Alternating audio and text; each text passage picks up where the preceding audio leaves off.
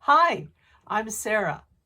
We have already set our intentions and our prayers for this session, so enjoy and learn. I know people are fascinated. You human beings are fascinated, and you're not alone in this. And in the concept of ghosts and hauntings. So, if I can answer any more questions, I'll do my best. Do spirits of animals send messages to us? Not specifically, not through thinking, but the animal spirits are part of a soul family.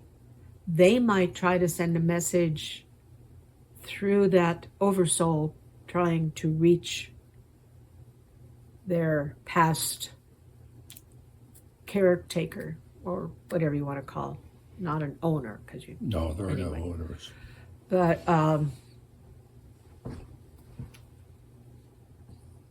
they, as I said, they're not usually aware if they leave a residual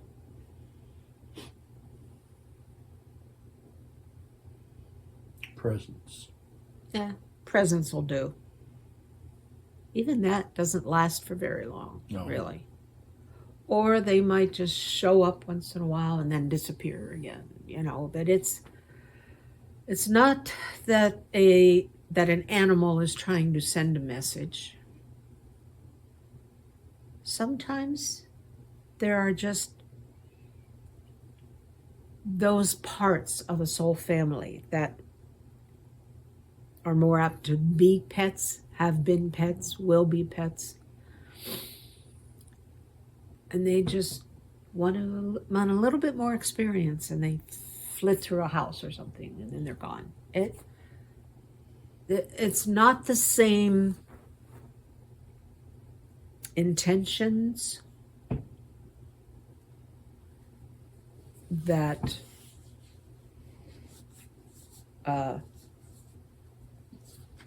yes, they are more residual, but if they actually choose to flit through someone's house because they get a good feeling when they're there, you guys get a lot of that. You did in the house, and you do in each place you live. Yeah, I see Spencer visiting me quite often. Not see him, I feel him walking across the bed. Yeah, it may not be Spencer. Well, I know it's not Aisha.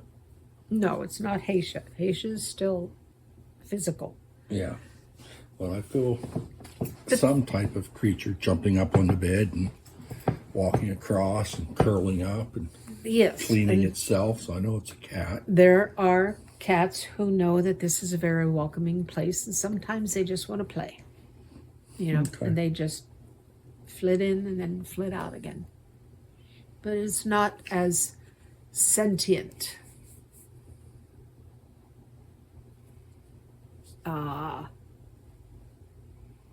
I hesitate to even call it a haunting because Yeah, it's not. it's not a haunting, but Haunting has a negative connotation. a visitation, yes. Right. Whenever we pass on out of this physical world, do all our other physical existences die too? Not necessarily. Okay, that's the answer I expected. You mean in different dimensions or planes or whatever? Well, different timelines. Because everything is now. Because you've explained that to me. I'm still struggling with grasping that. Yeah, it's I difficult. But now I understand your question and then the answer. I was Yeah. lost there. So okay. I think I know the answer to this next one. How does the soul choose which next parallel reality to experience? I suppose you could say through observation, first of all, and then make the choice based on what they have learned that they have already learned in other existences and what they have learned in non-corporeal existences. that all happen at once. Yes. They take in all the bits and pieces. Of all the different species that there are in this universe, do humans have one of the wider ranges of emotions?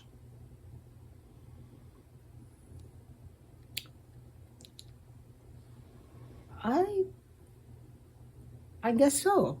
I mean, there are so many, I don't even know the full number of physical beings in this universe. Someone said there's 400,000 civilizations. Civilizations. Yeah. And how many beings in each? A lot of beings. Yeah. And there's probably more than 400,000. Yeah. And whenever you say civilizations, would it be the planet Earth is a civilization? Okay. Mm-hmm. There's 400,000 inhabited planets. Almost all of which are very Earth-like. Believe it or not. I do. But they are. Why is that? Question? Why are inhabited planets more like Earth? Because the inhabitants are basically humanoid, very human-like.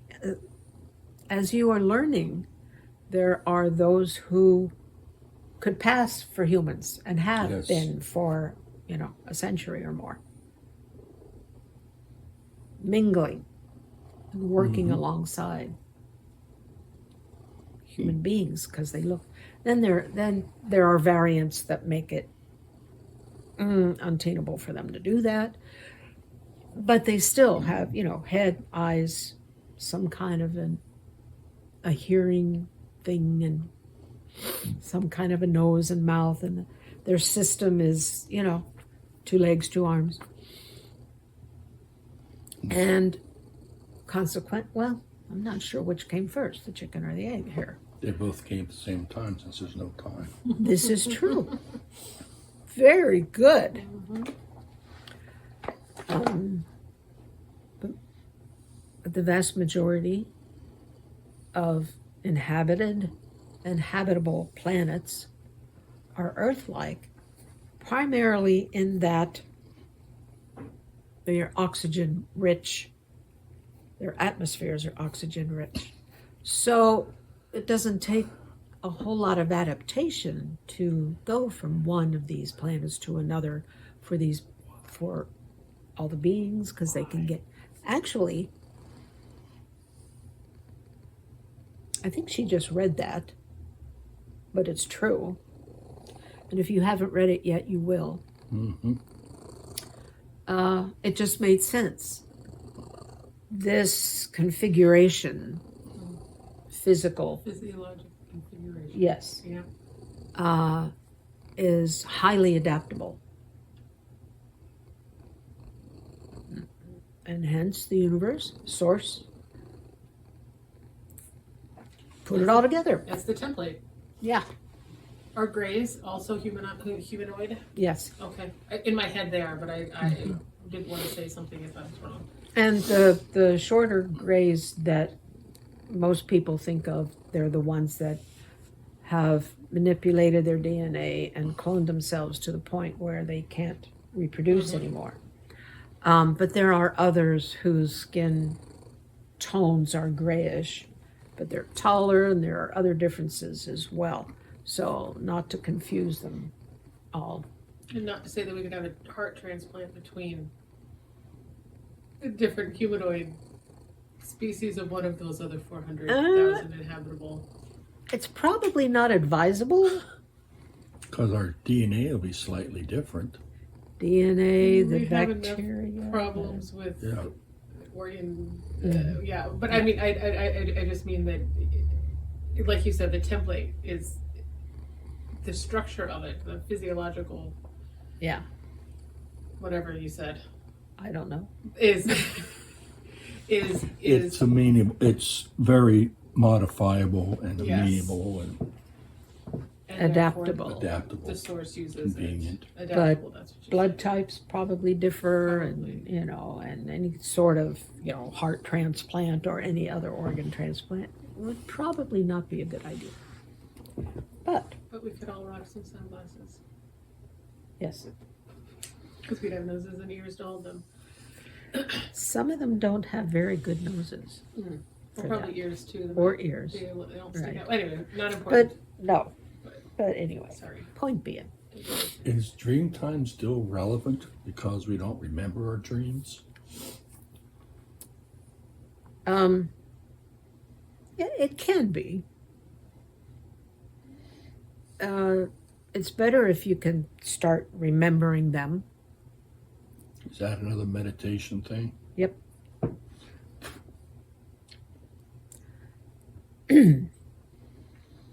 Are pyramids in other worlds other than Earth? Again, it's mathematical. Pyramids are mathematical constructions, not constructs, but the concept Is a construct. is a construct, construct, and yeah. that would be anywhere and everywhere. Math is universal. Sad to say. She Why said that. do you say sad to say? She said that. Why? Math? Ew. Math is hard. Math is hard. Math can be hard.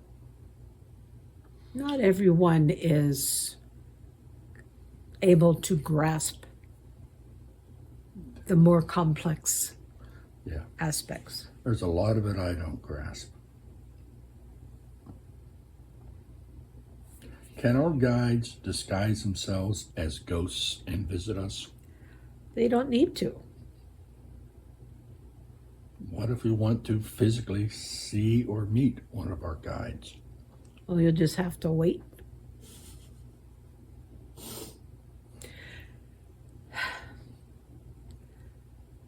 Spirit guides are always there to help their current person, shall we say. A person can have one or many spirit guides. They need to learn to listen to their guides and then recognize and thank them for their assistance and remember to ask for assistance as the person continues to exist physically. When you're corporeal, non-corporeal, you don't need spirit guides per se. That's when they will introduce themselves to a person and say hi and whatever, and oh, you're so and so. Yep, okay. But in physical existence, most people are unaware that they even have spirit guides. A lot of times it isn't always their intuition that tells them something, but if they listen to a gut feeling, that's hard to do. Yeah. That gut feeling is quite often a spirit guide. The years ago, I think it's a book that the two of you read, and there was something about ask